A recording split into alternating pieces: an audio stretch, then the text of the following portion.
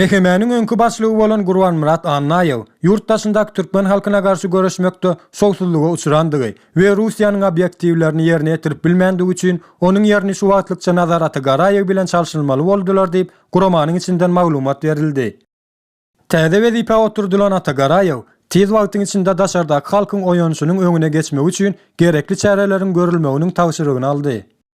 Yeterli tejribesi bolmadyk Ata Garaýew bu tagşyrygy ýerine ýetirmek üçin mehemäniň öňkü köne strategiýalaryna dolanmaga karar berdi. İçindäki çeşmäniň aýtmagyna görä, mehemäniň köne strategiýa boýunça geçiriljek çäreniň esasy konsepsiýasy syýasy hereketi halkyň namyndan gaçyrmak, halka garşy gorkuny we baslyşy güýçlendirmek, ýene-de bulara goşmaça Türkmenistandaky jenaýetçi hökümeti güýçledip görkezmek mehemäniň öňde barýan aladasy bolup durýar.